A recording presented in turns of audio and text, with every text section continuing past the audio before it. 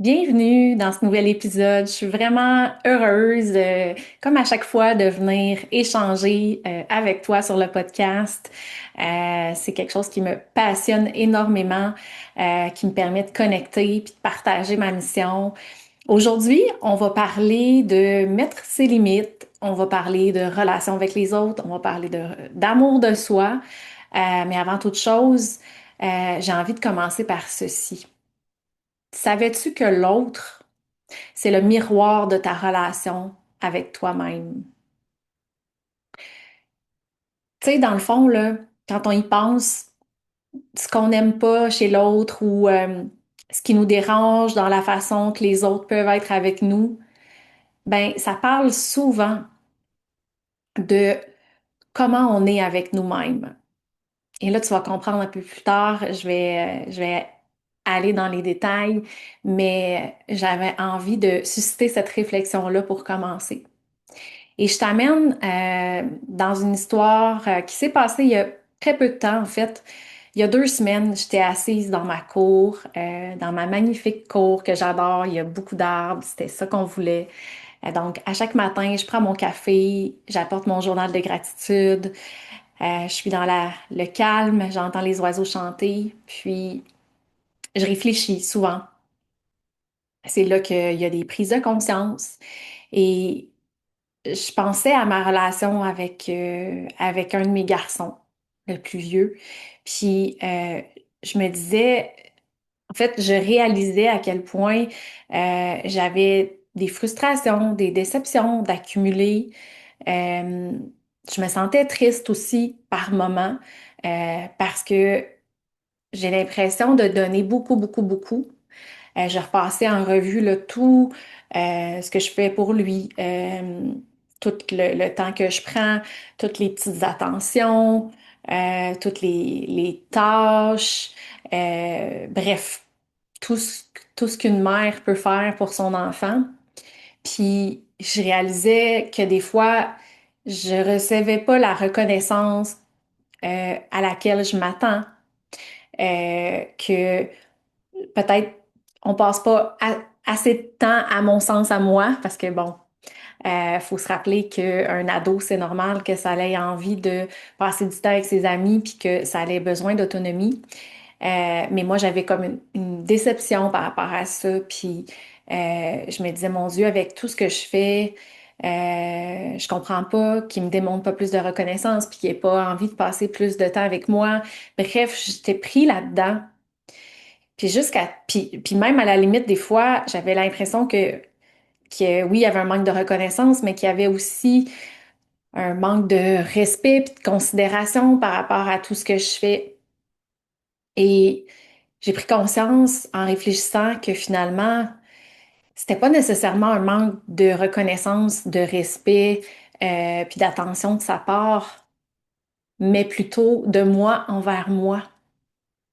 En fait, j'ai réalisé que je donnais beaucoup, beaucoup, beaucoup, sans limite, jusqu'à parfois me vider, hein, vider de mon jus, si je peux dire, euh, que j'allais souvent au-delà de mes limites et que après ça, ben, je le tenais responsable, puis ça créait des frustrations, puis je devenais amère par rapport à ça. Et je me suis dit, ben, ça y appartient pas, ça m'appartient à moi, mais pourquoi? Pourquoi je fais ça? Et tu sais, j'ai réalisé que dans le fond, là, poser, savoir mettre des limites, savoir dire non, ben, c'est vraiment un acte d'amour envers soi. C'est ça le cadeau que j'ai envie de te transmettre dans cet épisode-là aujourd'hui, euh, que tu réalises que quand tu mets des limites, t'es pas égoïste, mais t'es plutôt en train de te donner de l'amour. Et pour être, si t'es parent, pour être un excellent parent, une excellente mère, pour pouvoir donner à tes enfants, ben souvent, il faut être capable de se donner à soi-même.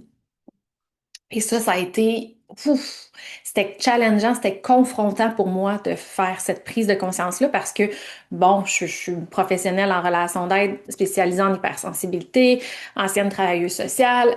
tu sais, l'ego embarquait, je me disais, je m'y connais, moi, tu sais, j'ai fait beaucoup de chemin, je les mets beaucoup plus qu'avant, mes limites, je me respecte beaucoup plus, puis en même temps, je les aime, mes enfants, je fais ça beaucoup par amour, c'est vraiment parce que j'ai un amour grandiose pour eux, puis là, c'est vrai que je les aime tellement, mes enfants.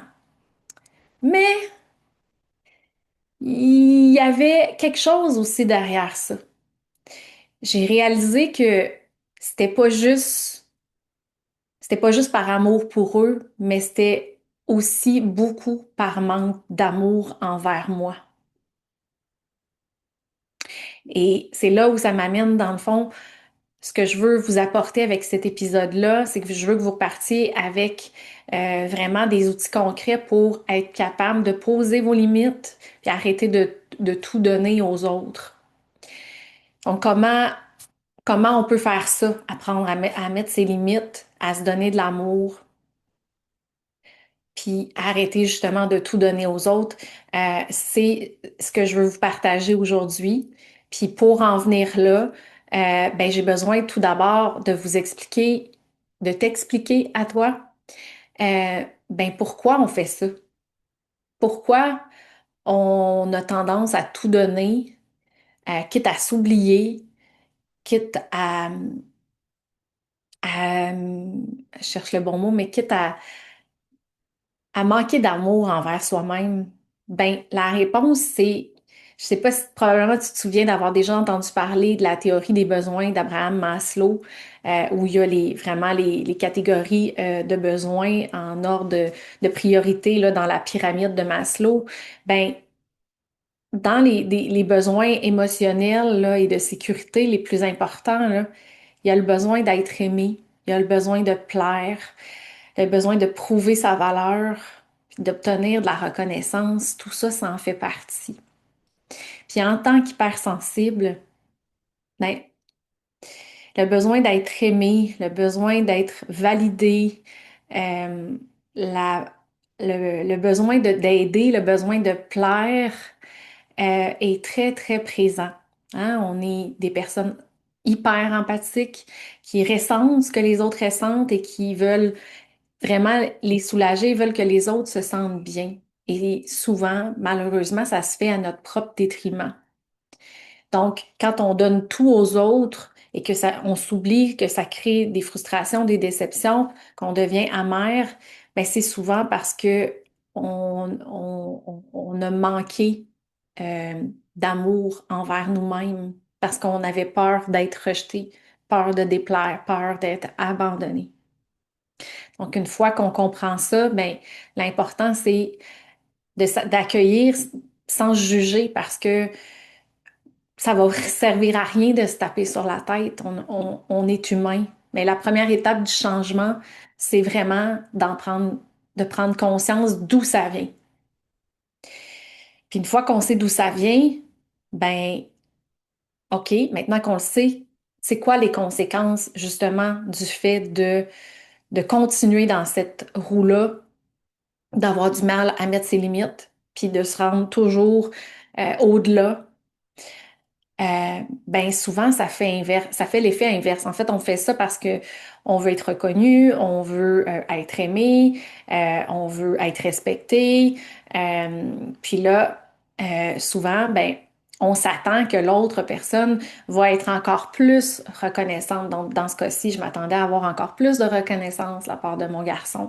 Je m'attendais à ce qu'il prenne en considération tout ce que je fais pour lui et que ça lui donne envie de passer plus de temps avec moi. Mais en fait, ça fait souvent l'effet inverse parce que plus on donne, plus la personne s'habitue à ce qu'on donne autant et donc ça devient un acquis, ça devient quelque chose de normal, entre guillemets, et ça crée des attentes chez l'autre parce que là, ça devient comme justement la normalité, la base. Et donc, si à un moment donné, on décide de donner moins, de ralentir, ben ça va créer de la résistance chez l'autre, ça va créer des frustrations. Puis, de part et d'autre, ça va amener une dégradation de la relation. Ça nuit aux relations finalement. Puis ça nuit aussi à ton estime personnelle parce que plus tu donnes, plus tu penses être reconnu, plus tu penses être respecté. Tu te rends compte que c'est l'inverse, que plus tu donnes, moins tu reçois. Ben là, tu viens à douter de toi-même, ce qui est ce qu'on a facilement, les hypersensibles, on va se le dire, on vient à douter de nous-mêmes. Puis là, ben, ça diminue l'estime personnelle qu'on a parce qu'on se dit, ben, tu sais, je dois pas en valoir la peine, je dois pas en faire assez, je le mérite pas, peu importe le discours interne qu'on peut avoir, mais ça vient toucher à notre estime personnelle qui est déjà fragile en tant qu'hypersensible. Donc, c'est une roue sans fin. Et pour sortir de ça, il n'y a pas d'autre façon que de finalement apprendre à poser ses limites par amour pour soi, par amour pour l'autre aussi, parce que ça a un effet bénéfique sur la relation, ça c'est certain. Fait que j'ai vraiment réalisé que pour changer ma relation avec mon fils, je devais d'abord changer ma relation avec moi-même. Je devais d'abord avoir assez de respect et d'amour pour moi pour identifier mes limites, puis être capable je dis des imposer, mais j'aime pas tant ce mot-là, mais des affirmer et de les respecter pour que finalement notre relation elle devienne plus harmonieuse et plus en équilibre aussi, j'ose dire. Parce que c'est pas vrai que plus on en fait, plus on est apprécié. C'est pas vrai du tout. Au contraire, quand tu donnes vraiment avec le cœur, pas parce que tu te sens vide puis que tu veux combler un besoin d'amour, quand tu donnes vraiment avec ton cœur, ben l'autre le ressent vraiment, puis on dirait que il est encore plus reconnaissant. Et toi, ben tu t'attends pas à quelque chose en retour, donc il n'y a pas de frustration après. Donc, comment on fait ça? Apprendre à poser ses limites, apprendre à arrêter de tout donner aux autres. Ben, la première étape, c'est justement la conscientisation. C'est d'en prendre conscience. Comme j'ai fait il y a 2 semaines dans ma cour, m'asseoir puis tu sais, de réfléchir, de me dire, mais comment ça que je me sens comme ça? Comment ça que je me sens autant frustrée, autant déçue, autant triste? Donc, c'est vraiment la première étape. La deuxième étape, c'est de l'ancrage dans le corps. Moi, ce que je veux dire par l'ancrage dans le corps, c'est d'apprendre à être à l'écoute de ses ressentis, de ses inconforts, parce que le corps nous parle énormément dans une journée, mais nous, les humains, on n'a pas appris à l'écouter. Et les hypersensibles, on a cette capacité-là, cette aisance-là, un sens de l'intuition qui est plus développé, mais parfois on s'est coupé de cette intuition-là pour se protéger. Donc, c'est de se reconnecter avec notre corps, avec notre intuition. Donc, quand on n'ose pas dire non à quelqu'un, on n'ose pas mettre une limite, souvent, il y a quelque chose qui coince dans le corps. Donc, ça peut être la gorge qui bloque. Tu sais, on dit souvent j'ai un chat dans la gorge. Ben, c'est peut-être parce que t'aimerais dire non, t'aimerais exprimer quelque chose, mais ça veut pas sortir. Ça peut être comme t'as le souffle court. Ça peut être que t'as une boule dans le ventre. Ça peut être que tu sens que tes mâchoires sont serrées. Euh, Quand la personne t'a fait la demande, ben tout à coup, genre, t'as senti que ton humeur a changé. T'es devenu comme plus irritable ou plus anxieuse. Bref, tous les petits signes sont bons. C'est vraiment d'apprendre à s'observer, à être vraiment habiter son corps.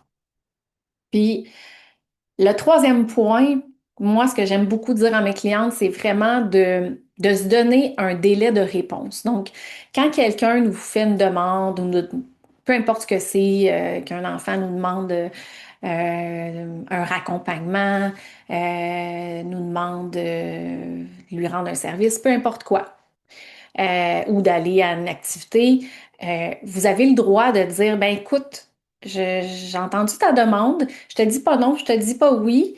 Laisse-moi, je sais pas, X temps, là, laisse-moi quelques heures ou laisse-moi la journée, puis je te reviens sans faute demain. Et ça, ce que ça fait inconsciemment, c'est que ça te donne le droit de dire non, parce que là, tu t'es pas engagé. Puis la personne, elle sait que ça se peut que ce soit un oui, ça se peut que ce soit un non, c'est 50-50. Parce que les hypersensibles, on est vraiment des personnes engagées, des personnes soucieuses des autres. Donc, souvent, quand on a dit oui, on veut pas se rétracter parce que on anticipe la déception, on anticipe de blesser l'autre. Donc, le fait de se donner un délai de réponse te donne le droit de t'ancrer dans ton corps puis de te dire, est-ce que je ressens que c'est un oui ou je ressens que c'est un non? Puis, un truc que j'aime beaucoup aussi, inspiré de la belle Karine Champagne, c'est quand tu t'ancres dans ton corps, c'est de te demander, est-ce que c'est lourd quand je pense à dire oui ou est-ce que c'est léger? Quand c'est léger, que c'est comme un oui spontané, c'est comme, mais quand on est dans notre tête puis qu'on on pense à tout ce que ça va impliquer, toutes les conséquences, ah, ça, ben, ça va me mettre en retard, ah, ci, ah, ça, c'est parce que c'est plus un non. Donc, vraiment de se donner un délai pour ressentir dans le corps. Puis le quatrième point, pardon, c'est ben, l'étape d'affirmer sa décision, puis d'accepter l'inconfort que ça va créer en toi et la résistance que ça va créer chez l'autre. Parce que quand on commence à dire non, ben ça crée forcément de la résistance chez l'autre, ça crée des réactions, puis c'est normal, l'humain aime pas le changement. Donc si la personne est habituée que c'était toujours un oui, c'est sûr qu'au début ça fera pas son affaire. Donc tu dois apprendre à développer ta tolérance à l'inconfort. Et rester sur ta décision, donc vraiment de l'assumer pleinement.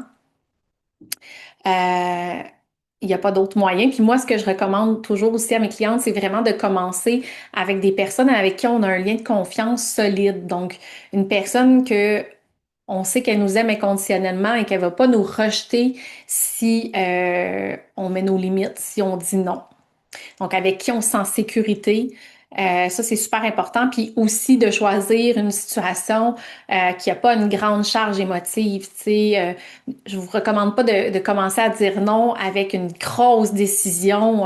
Exemple, je sais pas moi, une proposition un nouvel emploi, une décision importante comme un déménagement, quelque chose comme ça. Je vous recommande plutôt de commencer avec des situations qui se produisent dans le quotidien, qui n'ont pas d'impact majeur sur votre vie, sur vos relations.